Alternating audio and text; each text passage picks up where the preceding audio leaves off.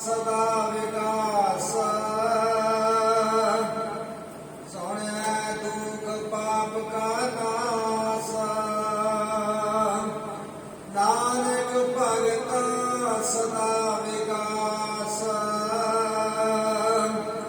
सोने दुख पाप का नाश। वाहिगुरू जी का खालसा वाहिगुरू जी की फतेह। एक ओंकार सतनाम करता निर्भय निर्वैर अकाल मूरत आदि सैभम गुर प्रसाद। जुगु जुग अटल चवन सतर तखत दे मालिक धन धन श्री गुरु ग्रंथ साहिब जी की पावन पवित्र गोद विच जुड़ बैठे गुरु की साध संगत जीओ गज के फतेह बुलाओ जी। वाहिगुरू जी का खालसा वाहिगुरू जी की फतेह। सतगुरु गुरु नानक पातशाह जी की बख्शिश का सदका 7 पौड़ियां तक विचार हो गई है।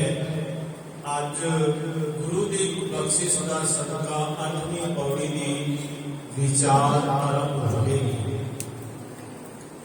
ये हुण 4 पौड़ियां सुनिया ने सुन की की महत्ता है। इन्हां 4 पौड़ियां विच गुरु नानक पातशाह जी सानू उपदेश दे रहे हैं। सुनिया है सिद्ध पीर सुरनाथ सुनन के नाल सारी असलियत का पता चल जाता है। गुरु रामदास पातशाह जी कथन करते हैं कोट कर्म कीजे प्रभु प्रीतम हर गुण सुनिए अविनाशी राम।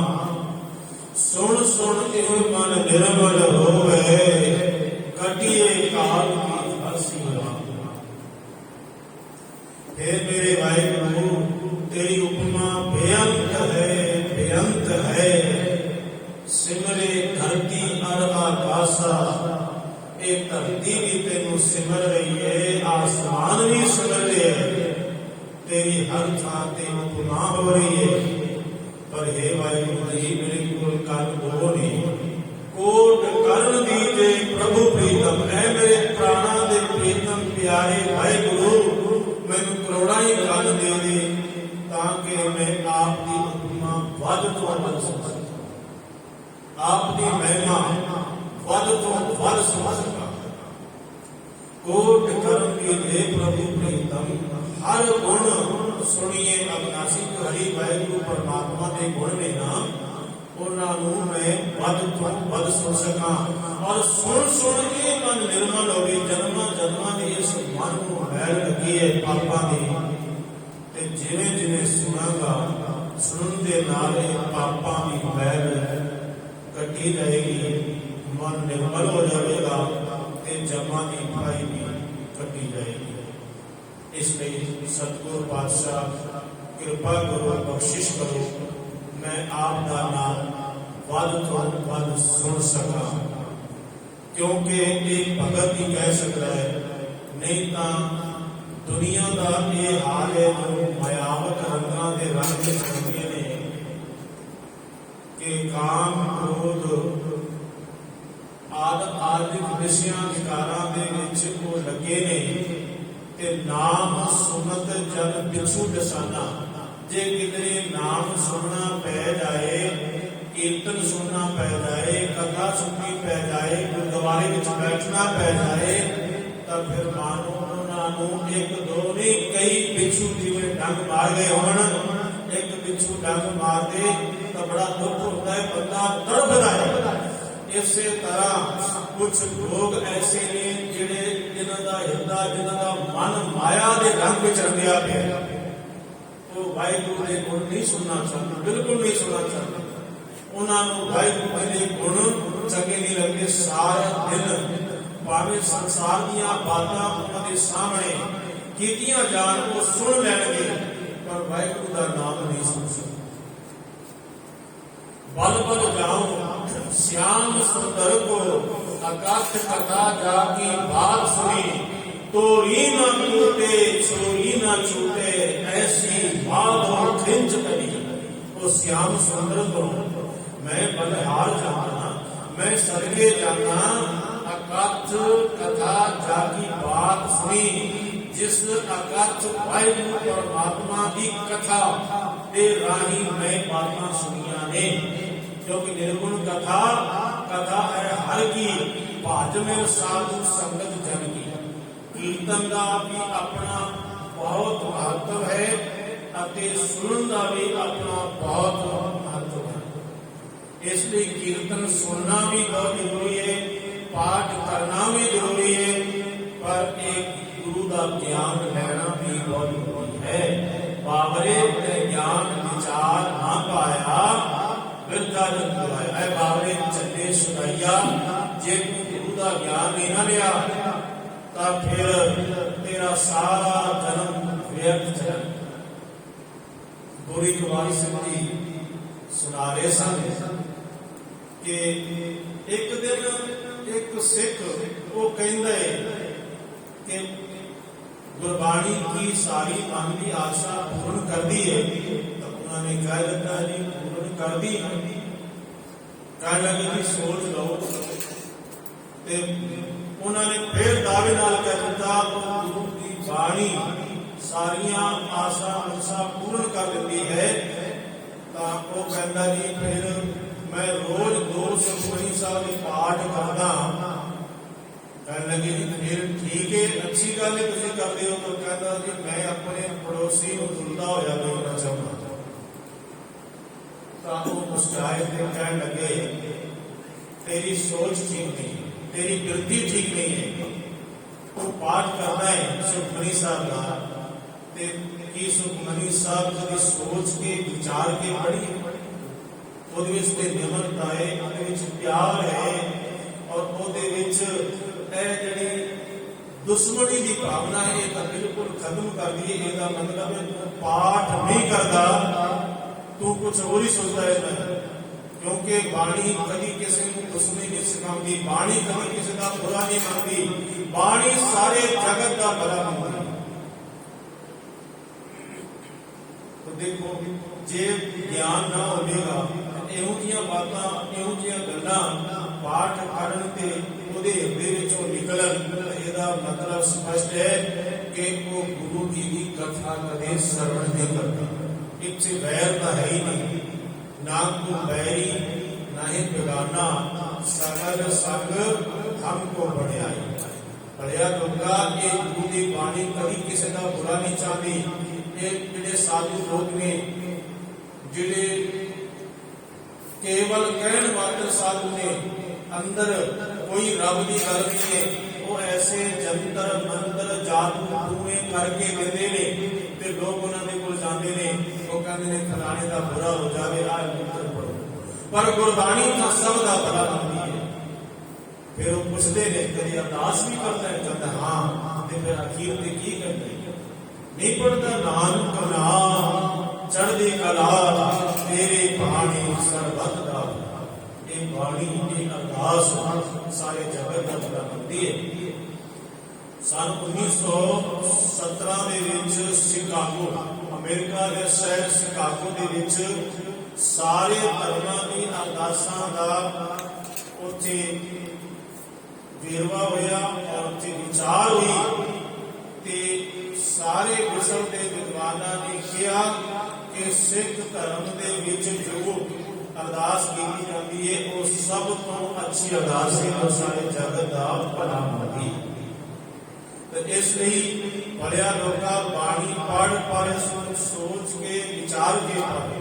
ਜੇ ਤੈਨੂੰ ਸਮਝ ਨਹੀਂ ਆਉਂਦੀ ਤਾਂ ਕਿਸੇ ਵਿਚਾਰਵਾਨ ਦੇ ਕੋਲੋਂ ਪੁੱਛ ਲੈ।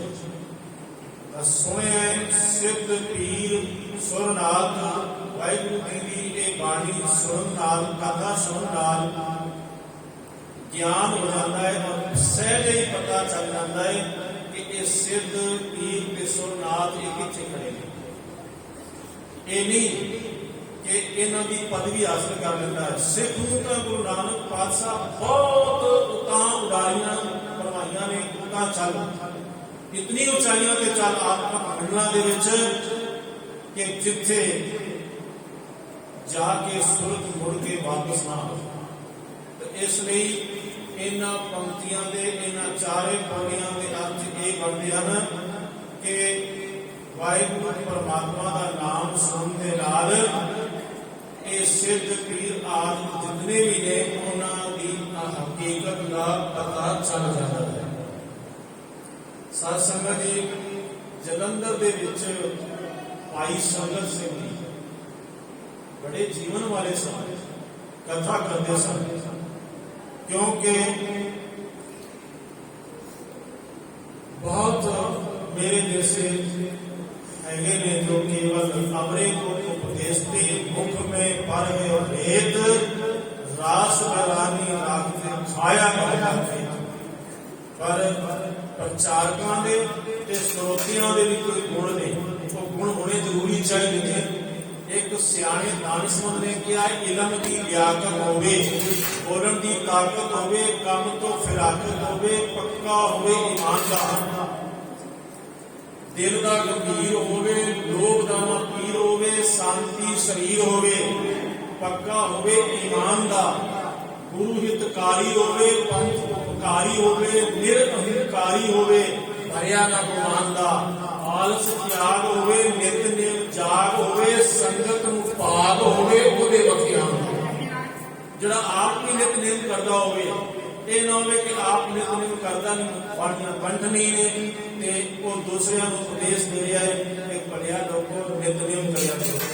ਉਹ ਭਾਈ ਤੂੰ ਆਪਣੇ ਦਿਲ ਕੋਲੋਂ ਪੁੱਛ ਕੇ ਦੇਖ ਕਿ ਤੈਨੂੰ ਪੰਜ ਬਾਣੀਆਂ ਕੰਠ ਨੇ, ਕਿ ਤੂੰ ਰੋਜ਼ ਨਿਤਨੇਮ ਕਰਦਾ ਹੈ, ਕਿ ਕੁਝ ਗਿਆਨ ਤੂੰ ਆਪਣੇ ਜੀਵਨ ਦੇ ਵਿੱਚ ਉਤਾਰਦਾ ਹੈ। ਪਰ ਉਹਨਾਂ ਦਾ ਜੀਵਨ ਬਹੁਤ ਅੱਛਾ ਸੀ ਭਾਈ ਸੰਗਤ ਸਿੰਘ ਜੀ ਦਾ। ਉਹ ਨਿਤਨੇਮ ਕਰਕੇ ਫਿਰ ਕਥਾ ਕਰਦੇ ਸਨ ਅਤੇ ਸਾਰਾ ਦਿਨ ਬਾਣੀ ਦਾ ਜਾਪ ਕਰਦੇ ਰਹਿੰਦੇ ਸਨ। ਜਿਵੇਂ ਕਥਾ ਕਰਕੇ ਉਹ ਬਾਹਰ ਨਿਕਲੇ ਤਾਂ ਬਾਹਰ ਇੱਕ ਉਹ ਪਹਿਲਾਂ ਹੀ ਦੇਖ ਰਹੇ ਸਨ ਕਿ ਇੱਕ ਕੋਈ ਮਨੁੱਖ ਬੈਠਾ ਹੈ, ਬੜਾ ਉਦਾਸ ਹੈ, ਉਹਦੇ ਚਿਹਰੇ ਤੇ ਗਮ ਛਾਈ ਹੋਈ ਹੈ। ਜਿਵੇਂ ਉਹ ਬਾਹਰ ਨਿਕਲੇ ਤਾਂ ਬਾਹਰ ਨਿਕਲਦਿਆਂ ਉਸ ਮਨੁੱਖ ਨੇ ਭਾਈ ਸੰਗਤ ਸਿੰਘ ਦੇ ਚਰਨਾਂ ਦੇ ਉੱਪਰ ਆਪਣਾ ਸਿਰ ਰੱਖ ਦਿੱਤਾ, ਪਰ ਉਹਨਾਂ ਨੇ ਉਹਨਾਂ ਦਾ ਸਿਰ ਚੁੱਕ ਕੇ ਆਪਣੇ ਸੀਨੇ ਦੇ ਨਾਲ ਲਾ ਲਿਆ। ਭਾਵੇਂ ਕੱਪੜੇ ਉਹਨਾਂ ਦੇ ਮੈਲੇ ਕੁਚਲੇ ਸਨ, ਪਰ ਉਹਨਾਂ ਨੇ ਆਖਿਆ ਇਹ ਗੁਰੂ ਨਾਨਕ ਦੇ ਦਰ ਤੇ ਆਇਆ ਹੈ, ਕੋਈ ਜ਼ਰੂਰ ਇਹਦੇ ਮਨ ਦੇ ਵਿੱਚ ਦੁੱਖ ਹੈ। ਉਸ ਨੂੰ ਚੁੱਕ ਕੇ ਆਪਣੇ ਸੀਨੇ ਨਾਲ ਲਾਇਆ ਤੇ ਆਖਿਆ ਭਾਈ ਉਹ ਗੁਰੂ ਨਾਨਕ ਪਾਤਸ਼ਾਹ ਦੇ ਘਰ ਵਿੱਚ ਆਇਆ ਤੇ ਗੁਰੂ ਘਰ ਦੇ ਵਿੱਚ 10 ਦਿਨ ਕੀ ਚਾਹੀਏ। ਉਸਨੇ दूसरी बार ये क्या कि मैं झूठ नहीं बोलांगा, मैं मुसलमान हूँ, मैं कुरान शरीफ पढ़ता पर मैं अज का गरीब हाँ, मेरे को धन दौलत नहीं है, मेरे को पैसा नहीं है, और यहो कारण है कि कोई सबका रिश्तेदार नहीं, मैं ये नहीं कहता कि ये मेरा रिश्तेदार है। हमारे भी बाणी कहती है जागो मुश्किल अनपढ़ कोई ना ये, जागो हुए दुश्मना साथ में पाज करे, सबको पते आसरा चुपके सब असराओ, चित आवे उस पार ब्रह्म पर लगे न धरती पाओ। उस वेले वो नाल सवाल करता है एक नानक पातशाह का कलाम जो है ये केवल तो परलोक की दुनिया सुधारता है या दुनिया की सुधारण दिन कोई बाबे नानक के कलाम की समागत है। भाई संगत सिंह जी कहते कि बाबा नानक की जो वाणी है, बाबा नानक का जो कलाम है ना, कि लोक परलोक के दोवें पक्ष का होता है। कहने लगा कि फिर मैं गरीब हाँ, मेरा कोई नहीं है, ना कोई संगी है, ना साथी है, मैं गरीबी को अत्यंत दुखी कि मैंने कुछ मिल सकता है। उन्होंने ये कहा कि आज तो बाद लंगर तक तीर्थ पीछे रहे और नाल एक पंक्ति का उन्होंने जाप दसिया, प्रभ के सिमरन वेद सिद्ध नौ युग। बस क्योंकि तेरी मंग है मेरे पैसा चाहिए, तू कहते कि मैं गरीब हाँ मैनू पैसा चाहिए, मेरा कोई इस दुनिया के नहीं है।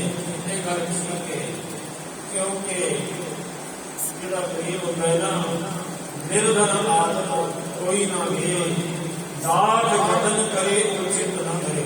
ये कोई बेचारा गरीब है ना, उसको कोई नहीं पूछता, उसको कोई आदर नहीं करता, उसको कोई मान नहीं देता। निर्धन आदर कोई ना दे, दाग जतन करे उचित न करे। जो सरधन निर्धन के दाए, दिया आदर दिया बनाए। एक कोई गरीब घर धनवान आदमी चला जाए, सेठ चला जाए, वो बड़े प्यार के नाल अपने मंजे से बिठाता है, कुर्सी से बिठाता है, उन्होंने जल पानी सिखाता है। पर जो निर्धन सरधन के जाए, जे कर निर्धन आदमी गरीब आदमी कंगाल आदमी किसी धनवान के घर चला जाता है तो वो जड़ा है अपना मुंह फेरता है, वो सोचता है मेरे को भी सवाल।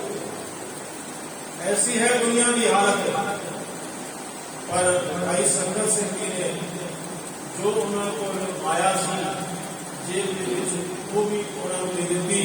अभी क्या इस पंक्ति का जाप करो, प्रभु का सिमरन वेद सिद्ध नौ की सेवा करें। वो रोज सेवा करना, कभी चालू न गए, कभी बर्तन मान गए, कभी उचार हो गए, ये सारा दिन डालना उसका जाप करना। एक दिन एक सिंह जो फौज जो रिटायर हुए सन, वो इन्होंने इस कर्तव्य को देख के, इस सेवा को देख के, भावना को देख के बड़े प्रभावित हुए। कहने लगे उसने कुछ ही करके उसने सारी हालत बस दी। तो उसने क्या इस तरह है कि भाई आप मेरी खेती है, मेरे को 10 एकड़ जमीन है, ਉਹਦੇ ਵਿੱਚੋਂ 5 एकड़ तो तेरी हो गई, 5 एकड़ में ठीक है, तो उसको खा पी आनंद ले। फिर वो खेती उसने बड़े ईमानदारी नाल की, ईमानदारी नाल करदियां ਉਹਦੇ ਕੋਲ ਜ਼ਮੀਨ भी और 10 एकड़ हो गई, उसने खरीद ली। वो पिंड का पंच बन गया, सरपंच बन गया। फिर एक दिन भाई संगत सिंह जी को आए कि मेरा ये लोग समझ गया है और पर लोग समझ सके। भाई संगत सिंह ने क्या गुण, प्रभु के सिमरन वेद सिद्ध नौनिध, प्रभु के सिमरन ज्ञान ज्ञान तक बुद्ध, 2 पंक्तियों का जाप। फिर उसने दोनों पंक्तियों का जाप जपया और इसका जाप जपदियां एक दिन उसके अंदर आत्मा ज्ञान गुरु नानक पातशाह ने गांधी ने साचे साहिबा क्या नहीं करते करता मेरे सब कुछ है। इसलिए गुरु नानक पातशाह की बाणी लोग बड़े प्रयोग होने सवाल जिवे कि आपने इतिहास सुना होना है। जब बाबा अमरदास जी कीर्तन के नाम वास्ते जाते हैं तो एक उनका नाम का पंडित उन्होंने मिलता है और जब एक पेड़ के हेठा सुनते हैं तो उन्होंने चरणों पिछों कोई पदम छलकन की अक्स पिया के उसने कहा दिता कोई बहुत बड़े महापुरुष हो, बादशाह हो या तुसी रब दे साई हो जो तुहाडे कदमां दे विच सिर झुकदे ने। बाबा अमरदास जी कहने लगे मैं कुछ नहीं, ना मैं बादशाह हाँ ना ही मैं कोई संता, क्योंकि अभी गुरमत बादशाह की सर्विस नहीं सी आए, अजे तक तीर्थों के नाम करने सन। कहते वो फिर कहने लगा मेरा अपमान तो सही है, जे तुसी नहीं हो तो किसी दिन तुसी ਵੱਡੇ ਮਹਾਂਪੁਰਸ਼ ਹੋਣਗੇ, ਤੁਹਾਡੇ ਕਦਮਾਂ ਦੇ ਉੱਪਰ ਸਿਰ ਝੁਕਣਗੇ। ਤਾਂ ਨਾਲ ਹੀ ਕਹਿ ਦਿੱਤਾ ਕਿ ਜਦੋਂ ਤੁਸੀਂ ਵੱਡੇ ਮਹਾਂਪੁਰਸ਼ ਹੋਗੇ, ਦੁਨੀਆ ਤੁਹਾਡੇ ਕੋਲ ਦਾਤਾ ਮੰਗਣ ਵਾਸਤੇ ਆਊਗੀ, ਤਾਂ ਮੈਂ ਵੀ ਆਵਾਂਗਾ ਕਿ ਮੈਨੂੰ ਵੀ ਕੁਝ ਕਹੋਗੇ। ਤਾਂ ਉਹਨਾਂ ਕਿਹਾ ਕਿ ਬਿਲਕੁਲ ਜੇ ਇਹੋ ਜਿਹੀ ਗੱਲ ਹੋ ਗਈ ਤਾਂ ਫਿਰ ਮੈਂ ਜ਼ਰੂਰ ਤੁਹਾਨੂੰ ਵੀ ਦੇਵਾਂਗਾ। ਉਹ ਸਮਾਂ ਆਇਆ, ਵਕਤ ਆਇਆ ਜਦੋਂ ਬਾਬਾ ਅਮਰਦਾਸ ਜੀ ਗੁਰੂ ਅੰਗਦ ਦੇਵ ਪਾਤਸ਼ਾਹ ਦੀ ਸਰ ਵਿੱਚ ਆਏ, ਸੇਵਾ ਕੀਤੀ ਤੇ ਇੱਕ ਦਿਨ ਗੁਰੂ ਅੰਗਦ ਦੇਵ ਜੀ ਨੇ ਉੱਚੇ ਸਿੰਘਾਸਨ ਤੇ ਬਿਠਾ ਕੇ ਪਰਿਕਰਮਾ ਕਰਦੇ ਹੋਇਆ ਆਪਣਾ ਸਿਰ ਬਾਬਾ ਅਮਰਦਾਸ ਦੇ ਚਰਨਾਂ ਵਿੱਚ ਰੱਖ ਦਿੱਤਾ ਤੇ ਸਾਰੀਆਂ ਸੰਗਤਾਂ ਮੱਥਾ ਟੇਕਣ ਦੂਰ ਦੂਰ ਤੱਕ ਪਤਾ ਚੱਲ ਗਿਆ।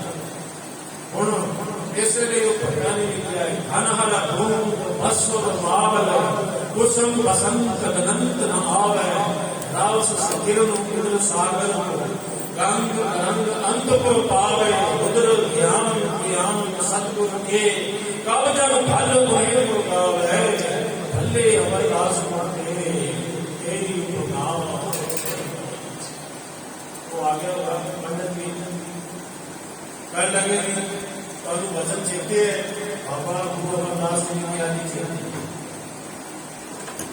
ਮੰਗ ਲੈ ਕੀ ਮੰਗਣਾ ਚਾਹੁੰਦਾ ਹੈ। ਹੁਣ ਉਹ ਸੋਚਦਾ ਮੈਂ ਕੀ ਮੰਗਾਂ, ਕੀ ਨਾ ਮੰਗਾਂ, ਤੇ ਉਹ ਗੁਰੂ ਅਮਰਦਾਸ ਦੇ ਕੋਲ ਹੀ ਸਵਾਲ ਕਰਦਾ, ਜੇ ਨਾਮ ਦੇ ਜਨ ਕੋ ਧਨ ਬਿਨਾ ਜਨ ਜਗ ਨਾ ਸਵਾਏ, ਜੇ ਮੈਂ ਕੇਵਲ ਤੁਹਾਡੇ ਕੋਲ ਨਾਮ ਮੰਗਣਾ ठीक है मेरा परलोक पे समझ जाएगा, पर क्योंकि मैं गरीब भी हाँ, गरीब भी कोई गलबात नहीं पूछता, मेरा संसार का मिले रहूंगा। जे नाम दे धन दे न जन को, नाम धन बिना जन जग न सुवाए।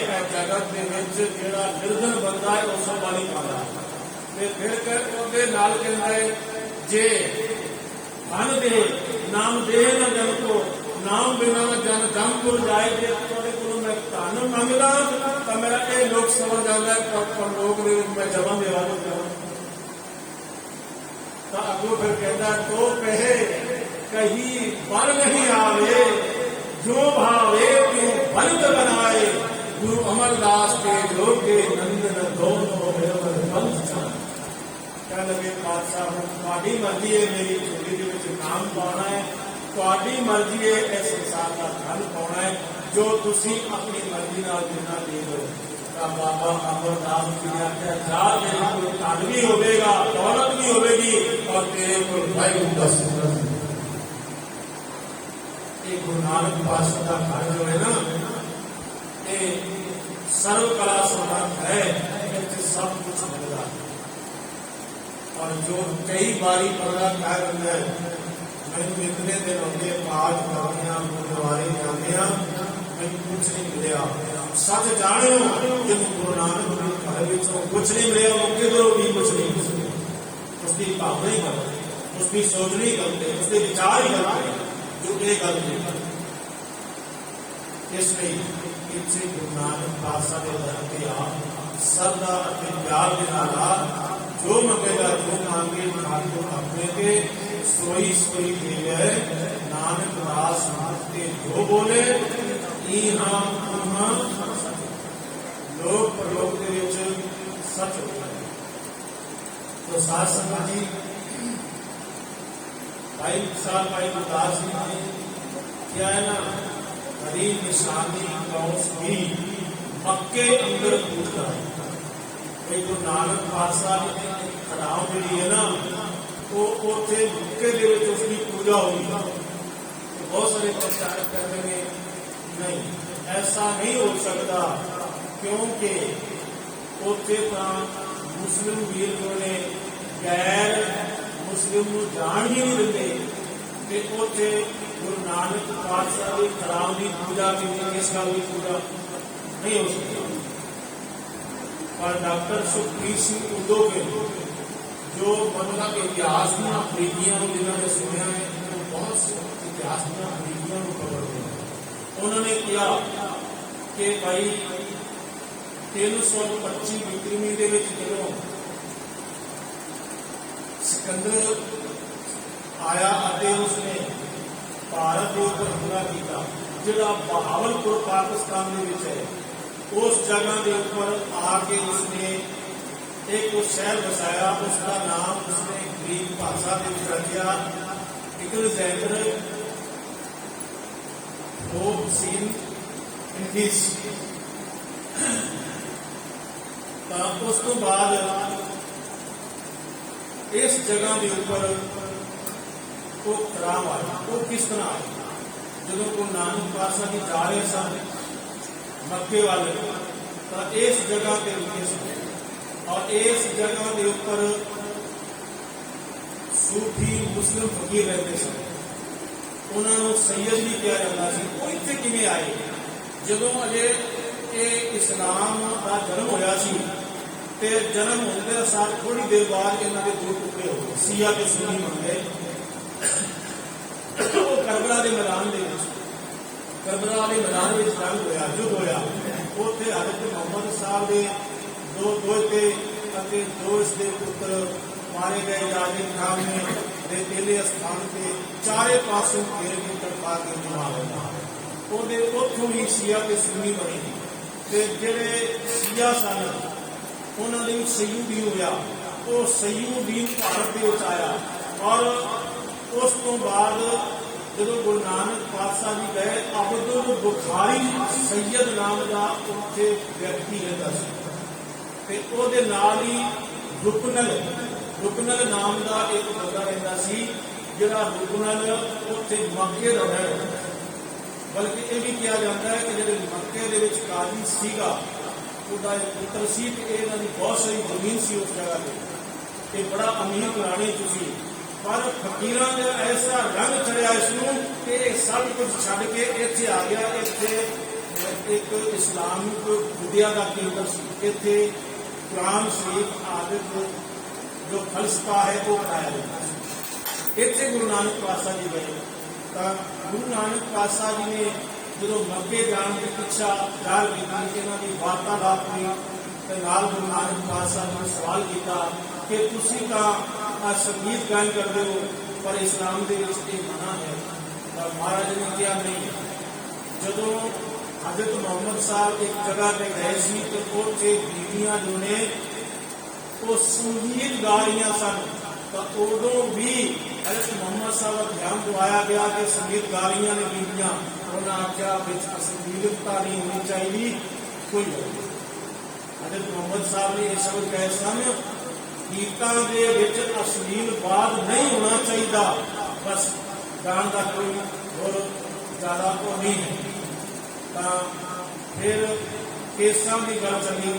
उन्होंने कहा भाई 196 नंबर आयत के गुरु नानक पातशाह ने कहा कि 196 नंबर आयत के है, जदों मक्के काबे की यात्रा करते हैं तो जिसनों वीर विनाश नाम की जगह के ऊपर एक बारी अपने केसा के ऊपर कैंची ला सकते हैं। पर जदों उन्होंने ये रस्म पूरी हो जाती है, जो शैतान को फटका मार के वापस आते हैं, उस तो बाद केस रखने जरूरी हैं, कटने नहीं। हजरत मोहम्मद साहब ने यह किया है, तुसी सारे काम करो धर्म के कर्म, लेकिन जे तुसी केस कटाओगे तो तुहाडे सारे कर्म कीते हुए निष्फल गल देखना। ये सारे धर्मों में से केस कटने की महत्ता है, लेकिन इन्होंने सारे ने संस्कृति को गवा दिता। अज भी गुरु नानक पातशाह का सिख जो है इस केसा की महानता को समाप्त किया। इसलिए भाई नानक जी ने कहा दीनो दुनिया धर्म बंदे आम परी उचारे हर दो आलम कीमते जगतारे हुए जाए। जो गुरु नानक पातशाह जी नाल उत्थे गए ते उत्थे ये रुकनल जिहड़ा सी इतना आशिक हो गया गुरु नानक पातशाह जी के कोलों ये वाहिगुरू परमात्मा की गल्लां सुन के ज्ञान सुन के इन्हें कह दिता मेरा अगर कोई पीर है तो वो गुरु नानक पातशाह। सपोज जो गुरु नानक पातशाह जी आन लगे तो यह रोन लगा, कहने लगा पातशाह को कोई निशानी देना। ਤਾਂ ਗੁਰੂ ਨਾਨਕ ਪਾਤਸ਼ਾਹ ਨੇ ਆਪਣੇ ਚਰਨਾਂ ਦੇ ਵਿੱਚੋਂ ਖੜਾਮ ਉਤਾਰ ਕੇ ਇਸ ਨੂੰ ਦਿੱਤੀ ਸੀ। ਰੁਕਨ, ਜਿਸ ਦਾ ਨਾਮ ਰੁਕਨ ਦੇਵ ਵੀ, ਤਾਂ ਉਸ ਖੜਾਮ ਨੂੰ ਆਪਣੇ ਸੀਨੇ ਨਾਲ ਲਾ ਕੇ ਰੱਖਦਾ ਸੀ ਕਿ ਇਹ ਨਿਸ਼ਾਨੀ ਹੈ ਮੇਰੇ ਪੀਰ ਦੀ। ਕਿ ਇਹ ਸਾਡੀਆਂ ਨਿਸ਼ਾਨੀਆਂ ਨਹੀਂ ਨੇ, ਇਹ ਪੰਜ ਕੱਕੇ ਅੱਜ ਅਸੀਂ ਇਹਨਾਂ ਕੱਕਿਆਂ ਤੋਂ ਦੂਰ ਹੁੰਦੇ ਜਾ ਰਹੇ ਹਾਂ। ਨਿਸ਼ਾਨੇ ਸਿੱਖੀ ਹੀ ਪੰਜ ਹਰਫ ਆਫ, ਹਰਗਿਜ਼ ਨਾ ਬਾਸ ਪੰਜ ਮੁਆਫ, ਕੜਾ ਕਾਟ ਦੋ ਕਾਸ ਕੰਧਾ ਬਿਨਾ ਕੇਸ ਹੇਜ ਅਸ ਥੋੜਾ ਨਿਸ਼ਾਨ। ਭਈ ਇਹ ਸਾਡੀਆਂ ਵੀ ਨਿਸ਼ਾਨੀਆਂ ਨੇ, ਜਿਵੇਂ ਇੱਕ ਸੁਹਾਗਣ ਹੁੰਦੀ ਹੈ ਨਾ, ਸੁਹਾਗਣ ਉਸ ਦੀਆਂ ਵੀ ਕੋਈ ਨਿਸ਼ਾਨੀਆਂ ਹੁੰਦੀਆਂ ਨੇ। ਔਰ ਇਹ ਗੁਰੂ ਨਾਨਕ ਦੇ ਘਰ ਵਿੱਚ, ਗੁਰੂ ਗੋਬਿੰਦ ਸਿੰਘ ਮਹਾਰਾਜ ਦੇ ਘਰ ਦੇ ਵਿੱਚ ਇਹ ਸੁਹਾਗ ਦੀਆਂ ਨਿਸ਼ਾਨੀਆਂ ਨੇ। ਔਰ ਜਿਹੜੀ ਬੀਬੀ ਔਰਤ ਦਾ ਸੁਹਾਗ ਨਹੀਂ ਰਹਿੰਦਾ, ਉਹ ਕਹਿੰਦੀ ਹੈ ਮੇਰਾ ਦੁਨੀਆ ਦੇ ਵਿੱਚ ਕੁਝ ਵੀ ਨਹੀਂ ਹੈ, ਕਿਉਂਕਿ ਉਹਦੇ ਅੰਦਰ ਕੀ ਸਮਝ ਹੈ। ਪਰ ਜਿਹੜੇ ਗੈਰ ਅੰਮ੍ਰਿਤਧਾਰੀ ਨੇ ਔਰ ਜਿਹੜੇ ਇਹਨਾਂ ਨਿਸ਼ਾਨੀਆਂ ਨੂੰ ਸਾਂਭ ਕੇ ਨਹੀਂ ਰੱਖਦੇ, ਉਹ ਆਪਣੇ ਦਿਲ ਤੋਂ ਪੁੱਛ ਕੇ ਦੇਖਣ ਕਿ ਉਹ ਸੁਹਾਗਣੀਆਂ ਨੇ ਕਿ ਦੁਹਾਗਣੀਆਂ। महाराज की बाणी को कुछ नहीं है। महाराज की बाणी कहती है पूरे गुर का हुक्म न मने तो मन अज्ञान मुठा आया उस अंदर कूड़ कर पूजे मन होंगे झगड़े कई उसके गल पाया वो गल भरोसी करे वो तेरी उसका बोलिया किसे न पाया वो कारगर ठंडे जो रंग दुहागण उस मुंह जोड़े उसकी लक्षण लाया गुरमुख लिखो बाते उसका पास छड़ गुर पास रह। जिहड़ा गुरु का सिख है वो तां जिहड़ा गुरु नालों तोड़न की गल करता है उसका संग छड़ के अपने गुरु के कोल जाए, अपने गुरु दी बातां सुनता है, अपने गुरु का ज्ञान लेता है। तो वो जो रुकनदीन सी ना उसने अपने सीने ना ला के रखी कि हर वक्त वो गुरु नानक पातशाह की बाणी का कलाम का पाठ करता रहता। नजर गई काजी मरानिया की इसनों क्या भी तू काफर का मानना लिया कर, तू ही काफर है और नहीं तो तेन सख्त सजा दी जा रही है। तेनों असी एक हफ्ते का समा लिया अपने आप में सुधार ले, पर एक हफ्ता लंघ गया, दो लंघ गए, तीन लंघ गए, चार लंघ गए, उनकी रचना के ऊपर गुरु नानक पातशाह की बाणी तो गुरु नानक का नाम जपता सी। जो उथों का राजी सी ना उन्हें फतवे दे दिते, उन्हें कहा ये रुकनदीन जो है ये काफर है और इसका गुरु जिसनों ये गुरु नानक कहता है वो भी काफर है और इसनों कोड़े मारे जान ते रोज मारे जान और इसनों पेड़ के नाल पुट्ठा लटका के बनिया जाए, इसनों तसीहे दिते जान, इसनों भुखा रखा जाए, इसनों प्यासा रखा जाए और फिर भी नहीं मनता तो फिर इस तो बाद इसनों जमीन के अद्धा कट के अद्धा जमीन के कट के ना इन्हों की परंपरा है इस्लामी जगत की जिसमें सख्त तो सख्त सजा देनी हो उसके शरीर में अद्धा जमीन के कट देंगे ने। बाकी जो अद्धा हिस्सा बचता है फिर सारिया आप देने हूँ संगसार करो। संगसार का मतलब सारे पत्थर मारते सन। जदों उन्होंने बड़े तसीहे दे के देख रहे उन्होंने कोड़े बिठाते रहे, उन्होंने पेड़ के नाल मुठा लटका के देख रहा, उसको भुखा रखा, उसको प्यासा रखा, फिर भी वो गुरु नानक फिर काजी विकास का उपदेश जमीन के कट के इसको संसार को कहते जिस वेले उन्होंने पत्थर मारने मारे जो तक होश रहा उदों तक वो गुरु नानक के गुरु गाँव है और जिस वे बेहोश हो गया फिर उन्होंने सुरजीत किया, पानी पिलाया, फिर पूछया हुण दस दे, तो वो कहने लगा आ मेरे को एक जन्म है, जे मेरे को हजारा भी जन्म मिलन तो मैं गुरु नानक नहीं गुरु गावांगा, सब तो बड़ा मेरा पीर को गुरु नानक। तो साध संगत जी जदों एक अखीरली गल हुई सी उदों उन्हें आख्या हुण तेरी मौत है, तेरी कोई अखीरली मंग है क्योंकि जेडे इहदे नाल गए सी ना बहावलपुर तो जिसका नाम आजकल उच्च शरीफ है, ये सूफी फकीर ने रखा उसका नाम। तो क्या जी आ जी निशानी है ना, ये निशानी में इन्हों देना तो तुसी इन्हों को वापस नहीं करनी। वो जी खराम है अज उच्च शरीफ जिसको बहावलपुर भी किया जाता है, उत्थे अज भी ये गुरु नानक पातशाह की खराम है। जो सूफी फकीर ने अज भी माथा टेकते हैं, अज भी उन्होंने छोड़े, क्योंकि जो सूफी मुसलमान है ना वो इस्लाम की शराह के नहीं, वो बड़े मस्ताने होंगे, वो संगीत भी गाते, वो रब नूं बड़ा प्यार करते हैं। देखो एक जैनी लोग होंगे ना जो साधुओं होंगे ने, जो वस्त्र नहीं पाते निर्वस्त्र होंगे ने, उन्होंने कभी अजमा के नहीं तुसी उन्होंने राम राम करना या उन्होंने जय जनेंद्र किया जाता है। जो अपने वाहिगुरू जी का खालसा वाहिगुरू जी कहते हैं, हिंदू मीरा के राम राम है, इस तरह उन्होंने जय जनेंद्र है। तुसी इन्हों किस वेले जय जनेंद्र कह के देखो हाथ जोड़ के, पर अगों उसके हथ नहीं जुड़नगे, ਉਹਦੇ अंदर बड़ी हौमे होंगी है।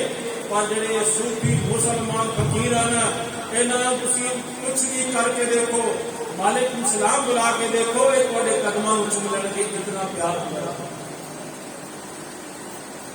तो वो जी निशानी है ना, बड़ी निशानी क्रॉस की मक्के अंदर पूज कराई। इस तरह रुकन जी ने उत्थे पूजा की। वो अज खड़ाम जो है वो बहावलपुर के उच्च शरीफ के पई है। अच्छा फिर जो उच्च शरीफ के लोग ने वो केसां नूं कतल नहीं करते, केवल उच्च के पीर कहना गुरु गोबिंद सिंह नूं ये ठीक नहीं। उच्च शरीफ के पीर कहना आज डॉक्टर सुखबीर सिंह ढिल्लों के कहते हैं, जिन्होंने नहीं पता तो इस गल का ध्यान रखन, केवल उच्च के पीर ना आखन गुरु गोबिंद सिंह, उच्च शरीफ के आखन, क्योंकि उच्च शरीफ के जोड़े भी पीर है ना वो केसा भी आदमी कदर नहीं करते, केसा ना प्यार करते। तो खैर इस तरह वो गुरु नानक के गुण गायन करदिया इस शहीद को क्या गया कि वो गुरु नानक प्यार कर साथ संगत जी। एक गल नानक शाह फकीर हिंदू का गुरु मुसलमान का एवं थोड़ी ना, वो हिंदुओं के भी प्यारे सन, वो मुसलमानों के भी प्यारे सन, सारे लोग प्यार करते सन। जो राय बुला रहे उस जगह पे एक सैयद तकी नाम का फकीर रहता सी, जिसनों सिकंदर लोधी ने अपना मुरीद अपना मुर्शद आखिया सी। भाव की उस तकी सैयद का ये मुरीद सी, पर जिहड़ा राय बुलार सी इसके घर औलाद नहीं सी, ते गुरु नानक पातशाह की बख्शिश का सदका इसके घर दे विच औलाद होना। फिर 750 मुरब्बा जमीन, खैर मैं तो महान पुरुष लिखा है, मुरब्बे का मतलब बहुत ज़्यादा समझ होगी। महान पुरुष लिखा है कि मुरब्बा अपनी भाषा का शब्द है और किसी थाई 20 एकड़ का एक मुरब्बा होता है और किसी थाई 25 एकड़ का एक मुरब्बा होता है। 750 मुरब्बा जमीन सी, सारी की सारी उन्होंने गुरु नानक पातशाह। मैं कहता हूं कि उन्होंने इस बाणी के प्रत्यक्ष अर्थ कर दिते, तन मन धन सब सौंप गुर को, हुक्म मन्ने पाइए, मनिया में हुक्म। और गुरु खुश रहकर लगे, राय बुलार मांग ले जो कुछ तुम ही मांगना है। पर कह लगा जी मेरी मांग है पातशाह, पूरी जरूर कर देना।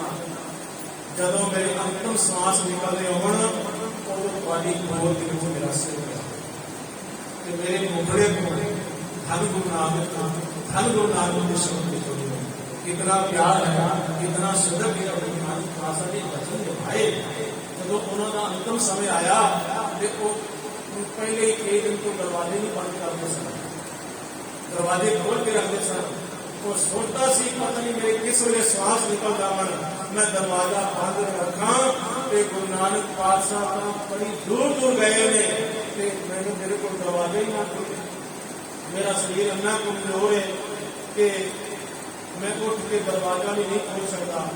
फिर ऐसा ना हो कि मेरा सिर कितने होर रह जाए, गुरुदा रह जाए। पर गुरु नानक पातशाह जी आ गए, हिम्मत नहीं सी उसकी उठन की। गुरु नानक पातशाह ने अपने वचन निभाए, राय बड़ा सिर अपनी ड्यूटी की तरह किया। अखिरले शब्द कई सालों की कपड़े को धन गुरु नानक शासन।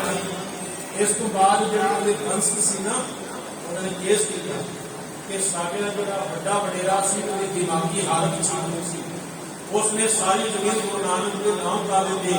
असी इस जमीन को वापस ना करना। सैशन कोर्ट के हारे, हाई कोर्ट के हारे। फिर उस बाद उन्होंने पाकिस्तान के सुप्रीम कोर्ट के केस पाया, बड़ा लंबा समा। फिर उस तो बाद एक दिन जजा ने यह गल कही कि ਜਿਹੜੇ ਤੁਹਾਡੇ ਪਿੰਡ ਦੇ ਵਿੱਚ ਹੋਰ ਸਿਆਣੇ ਬਜ਼ੁਰਗ ਰਹਿੰਦੇ ਨੇ ਉਹਨਾਂ ਨੂੰ ਕੱਲ ਨਾਲ ਲੈ ਕੇ ਆਓ।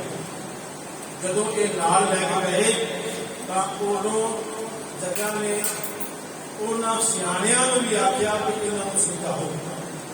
ਦੇਖੋ ਅਸੀਂ ਜੋ ਕਲਮ ਲਿਖ ਲਿਆਂਗੇ ਨਾ ਉਸ ਕਲਮ ਨੂੰ ਇਹ ਮੋੜ ਨਹੀਂ ਸਕਦਾ, ਸਾਡੀ ਲਿਖਤ ਨੂੰ ਮੋੜ ਨਹੀਂ ਸਕਦਾ। पर असं ये भी नहीं चाहते, असं चाहते हाँ कि इसकी गुरु नानक पातशाह के ऊपर श्रद्धा बन जाए। और तुसी गुरु नानक पातशाह की कृपा नाल इस संसार के रोशनी देखी है।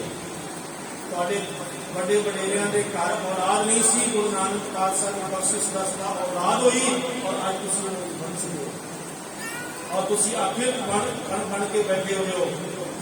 इसलिए उन्होंने आए हुए उन्होंने समझाया कि जज साहब ठीक कहते हैं, पर हम इस वर्तमान समय की स्थिति है कि सतगुरु नानक पातशाह जी और कोर्ट केस आ गया। साध संगत भी गुरु नानक पातशाह कितने प्यारे सारे जगत के हिंदुओं के मुसलमानों में अल्लाह याद कर योगी जी लिखते हैं कि जो अंतिम समा सी ਤਾਂ ਉਦੋਂ ਮੁਸਲਮਾਨਾਂ ਤੇ ਹਿੰਦੂ ਵੀਰਾਂ ਨੂੰ ਇੱਕ ਚੱਦਰ ਮਿਲੀ, ਜਿਸ ਚੱਦਰ ਨੂੰ ਗੁਰੂ ਨਾਨਕ ਪਾਤਸ਼ਾਹ ਊੜ ਕੇ ਸੌਂਦੇ ਹੁੰਦੇ ਸਨ, ਆਰਾਮ ਕਰਦੇ ਸਨ। ਉਹ ਚੱਦਰ ਜੋ ਹੈ ਮੁਸਲਮਾਨ ਵੀਰ ਕਹਿਣ ਲੱਗੇ ਕਿ ਬਈ ਅਸੀਂ ਇਸ ਨੂੰ ਦਫਨਾਵਾਂਗੇ, ਹਿੰਦੂ ਵੀਰ ਕਹਿਣ ਲੱਗੇ ਅਸੀਂ ਇਸ ਦਾ ਦਾਹ ਸੰਸਕਾਰ ਕਰਾਂਗੇ।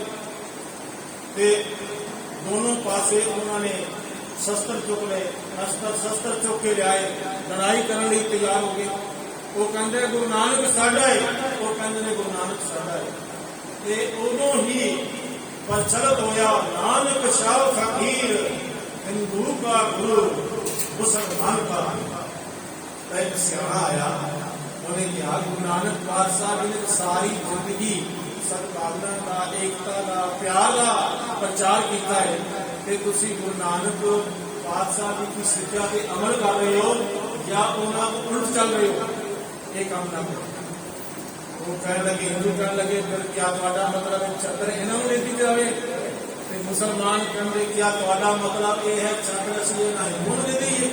तो साडा पीर नहीं सी, साडा पीर सब वो अल्लाह याद कर योगी ने बड़े प्यारे शब्द।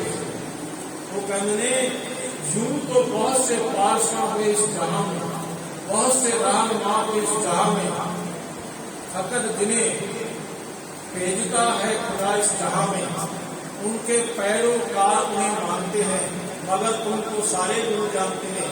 तेरी गुफ्तगू सबको भाई न होती तो मुस्लिम तेरी रहनुमाई न होती, अगर तुमको शायदा खुदाई न होती तो तेरी लाश के हाथ पाई न होती। ना हिंदू जलाने पर इसरार करते, ना मुस्लिम दफन पर तकरार करते। ए सतगुरु नानक पातशाह तुसी इस सारी दुनिया के प्यारे नाम दे तेरी लाश की तेरी गुफ्तगू हिंदुओं भी चंगी लगी। गुफ्तगू का मतलब है वचन कहना, तेरे वचन, तेरी बाणी, तेरे बोल हिंदू वीरां भी मोहित कर गए और मुसलमान वीरां की कुर्बानी कर गए। वो कहते रहे भाई ये साडा पीर है, वो कहते रहे साडा पीर। इतना प्यारे सारे गुरु नानक पातशाह इस जगत के, उस प्यारे गुरु नानक नूं असीं अपने दिलों क्यों विसारीए। सानू भी गुरु नानक पातशाह के बोल सुनने चाहिए थे। पल पल जाओ श्याम सुंदर को, अगाध कथा जाति बात सुनी, तोरी ना टूटे छोरी ना छूटे, ऐसी बात हो खिंच गई। ਇਹੋ ਜਿਹੀ ਖਿੱਚ, ਇਹੋ ਜਿਹੇ ਪਿਆਰ ਸਾਡਾ ਵੀ ਗੁਰੂ ਨਾਨਕ ਪਾਤਸ਼ਾਹ ਨਾਲ ਹੋ ਜਾਵੇ, ਗੁਰੂ ਨਾਨਕ ਪਾਤਸ਼ਾਹ ਦੀ ਬਾਣੀ ਨਾਲ ਹੋ ਜਾਵੇ। ਤਾਂ ਸਤਿਗੁਰੂ ਗੁਰੂ ਨਾਨਕ ਪਾਤਸ਼ਾਹ ਜੀ ਇਸ 8ਵੀਂ ਪੌੜੀ ਦੇ ਵਿੱਚ ਫਰਮਾਉਂਦੇ ਹਨ, ਸੁਣੈ ਸਿੱਧ ਪੀਰ ਸੁਰਨਾਥ, ਸੁਣਨ ਦੇ ਨਾਲ ਸਿੱਧ ਸਿੱਧ ਲਾਈ ਵਿਦ ਆਖਾਂ ਆਓ, ਗੁਪਤ ਪ੍ਰਗਟ ਹੋਏ ਵੈਸਾ ਲੋਕ ਰਾਖੇਗਾ। भाई सिद्ध किहड़ी जगह पे पहुंचे हुए ने, क्योंकि गुरु नानक पातशाह के इन्हां सिद्धां दे नाल सिद्ध गोष्ठी बड़ी विचारां होईयां ने, अचल बटाले भी होए, नानक मते भी होए, ते ओह तां बिल्कुल हेठली सतह ते बैठे होए सन। उन्हां दे अंदर ते ईर्खा सी, वकीली सी, ते इसलिए जिहड़े पीर ने, पीरां की अवस्था भी उन्होंने पता चल जाता है जो गुरु नानक की मदद से। सुर कहिए देवते, देवते के नाथ, नाथ का मतलब है स्वामी मालिक। जिस तरह महाराज जी बाणी में सिखाया, नाथ कछु जानो मन माया के हाथ दुखाए।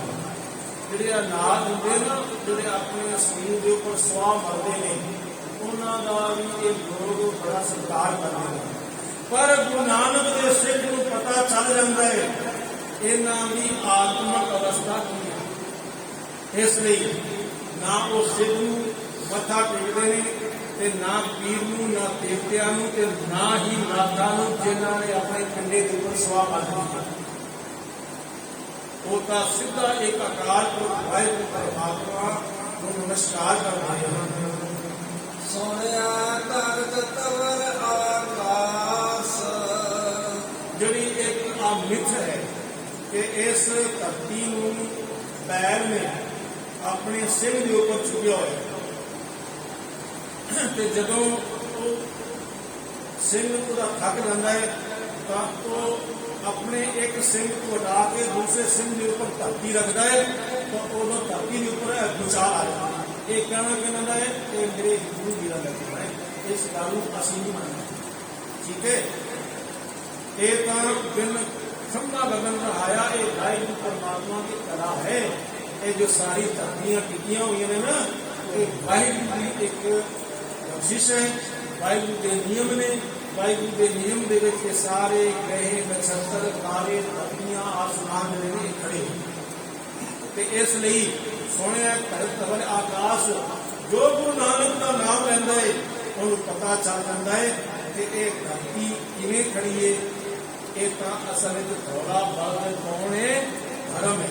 धर्म के आसरे, नियम के आसरे खड़ा है। आकाश भी तो वाहिगुरू के बनाए हुए नियमों के हेठा खड़ा होया है।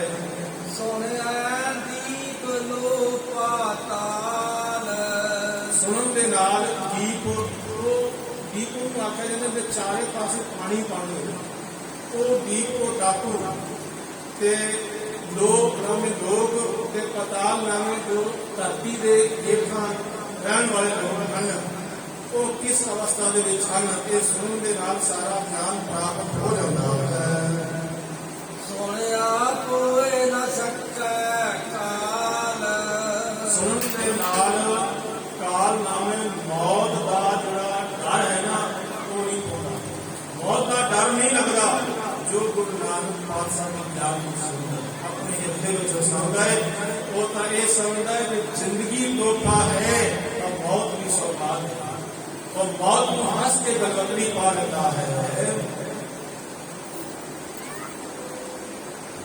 नारद भगता सदा विकास, सतगुरु नानक पातशाह जी फरमाते हैं भगतां दे हृदय दे विच सदा विकास नामे खेड़ा बनया ਮਰੂ ਮਰੂ ਨਹੀਂ ਕਰਦੇ ਚਾਹੇ ਉਹਨਾਂ ਦੇ ਸਿਰ ਦੇ ਉੱਪਰ ਆਰੇ ਚੱਲਣ ਤਾਂ ਵੀ ਉਹ ਤਾਂ ਉਸ ਅਕਾਲ ਪੁਰਖ ਵਾਹਿਗੁਰੂ ਪਰਮਾਤਮਾ ਦੀ ਕਿਰਪਾ ਦਾ ਸਦਕਾ ਖੇੜੇ ਵਿੱਚ ਰਹਿੰਦੇ ਉਹਨਾਂ ਦਾ ਹਿਰਦਾ ਕੰਮ ਜਿਹੜਾ ਖੜਿਆ ਰਹਿੰਦਾ ਹੈ ਸੁਣਿਆ ਦੁੱਖ ਪਾਪ ਕਾ ਨਾਸ ਸੁਣਨ ਦੇ ਨਾਲ ਸਾਰੇ ਦੁੱਖਾਂ ਪਾਪਾਂ ਦਾ ਨਾਸ ਹੋ ਜਾਂਦਾ ਹੈ ਨਾ ਪਾਪ ਰਹਿੰਦੇ ਨੇ ਨਾ ਦੁੱਖ ਰਹਿੰਦੇ ਨੇ ਇਸ ਲਈ ਸੁਣਨਾ ਬਹੁਤ ਜ਼ਰੂਰੀ ਹੈ ਸੁਣਨ ਦੀ ਕਲਾ ਸਾਨੂੰ ਆਉਣੀ ਚਾਹੀਦੀ ਹੈ ਤੇ ਤਾਂ ਹੀ ਸਾਨੂੰ ਗੁਰੂ ਦੇ ਗਿਆਨ ਦਾ ਪਤਾ ਚੱਲਦਾ ਹੈ ਨਹੀਂ ਤਾਂ ਮੇਰੇ ਪਾਤਸ਼ਾਹ ਕਹਿੰਦੇ ਬਾਵੇ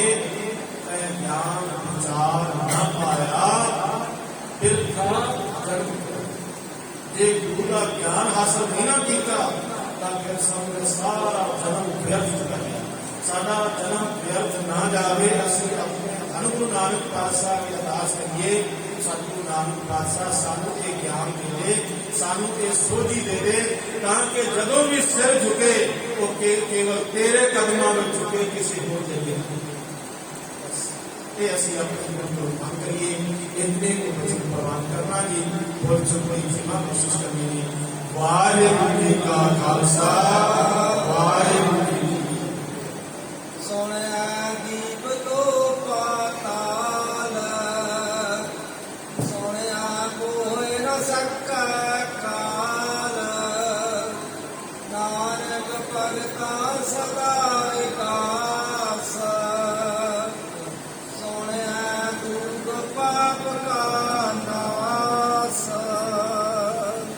ਵਾਹਿਗੁਰੂ ਜੀ ਕਾ ਖਾਲਸਾ